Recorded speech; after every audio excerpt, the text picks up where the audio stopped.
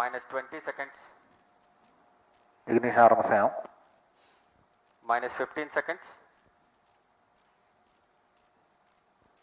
10, 9, 8, 7, 6, 5, 4, 3, 2, 1, 0. Both S200 motors Plus 5 ignited. LV tracking. LVM-3 M6 Bluebird Block 2 mission, a majestic liftoff. Normal. The rocket is beautifully searing through the bright Sriharikota sky.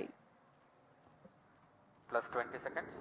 LVM-3 M6 rocket का सफलतापूर्ण उत्थापन द्वितीय प्रमोचन मंच से और अपनी उद्दिष्ट कक्षा की ओर बढ़ चला है। LVM-3 M6 रॉकेट दोनों ठोस नोदक वाले S200 बूस्टर्स प्रज्वलित हैं।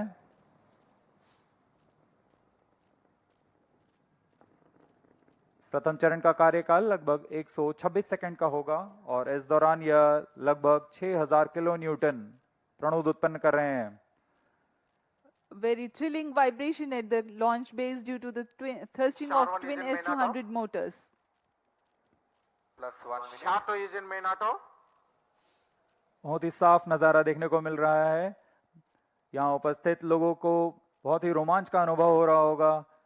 बहुत दूर तक हम इस यान को देख पा रहे हैं और मुमकिन है कि प्रथम चरण का प्रतिगन भी देख सकेंगे।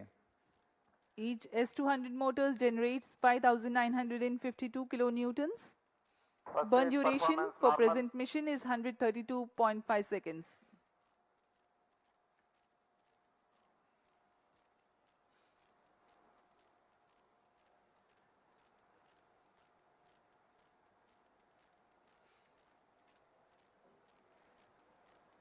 यान अपने उद्दिष्ट दिशा का निर्धारण करते हुए अपने मिशन को पूरा करने के लिए अग्रसर है। We are 111 seconds into the flight. यहाँ इसकी पुष्टि हो चुकी है। द्वितीय चरण का प्रज्वलन शुरू हो चुका है जो कि L110 चरण है। इसका प्रज्वलन शुरू हो चुका है। अब दोनों स्टेप ऑन बूस्टर्स और L110 चरण एक साथ प्रज्वलित हैं। The L110 stage and the two S200 boosters. Both S200 motors separated.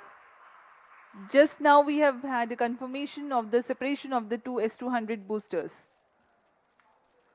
Range operation निदेशक द्वारा इसकी पुष्टि की गई। दोनों S200 बूस्टर को यान से पृथक कर दिया गया है। इसमें लगे जेटिसनिंग मोटर की मदद से उसे यान से सफलतापूर्वक और सुरक्षापूर्वक पृथक कर दिया जाता है।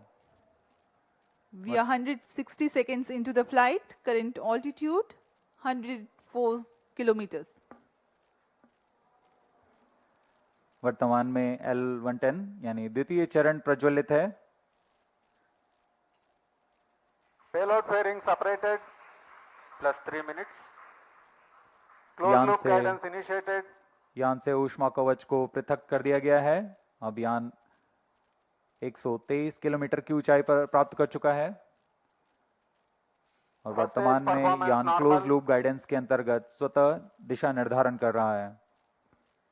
The closed loop guidance has been initiated for LVM-3 launch vehicle. Hereafter, the rocket will use real-time data from onboard sensors to continuously correct its flight path. The payload fairing has been already jettisoned as the rocket has cleared the dense atmosphere. तरल नोदक पर आधारित यह चरण दो उच्च प्रणोद वाले विकास engine की मदद से कुल 1600 किलो न्यूटन का प्रणोद उत्पन्न करते हैं। इंजन की अधिकतम प्रभावी क्षमता प्राप्त करने के लिए ईंधन और ऑक्सीडाइजर का खास अनुपात मिलाकर यह प्राप्त किया जाता है। इस चरण का प्रज्वलन का लगभग 200 सेकंड का होगा। इस चरण में यान में लगे एक्सेलेरोमीटर और जायरोस की मदद से इंजन जिम्बल किया जाता है और यह क्लोज लूप गाइडेंस के अंतर्गत अपनी दिशा निर्धारण करता है। First stage performance normal. The second stage L110 is continuing its operation. The two Vikas engines together generating 1600 kilonewton thrust. The tracking station at Shah Sriharikota continues to track.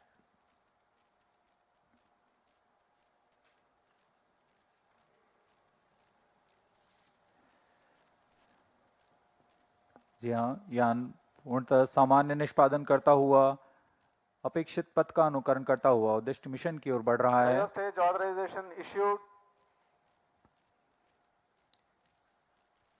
तृतीय चरण यानी cryo stage चरण को अनुमोदित कर दिया plus गया 5 है। minutes.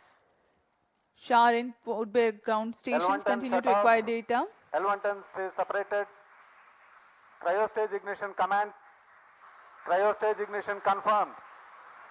यहाँ सभी वैज्ञानिकों के लिए ये एक हर्ष का पल होता है।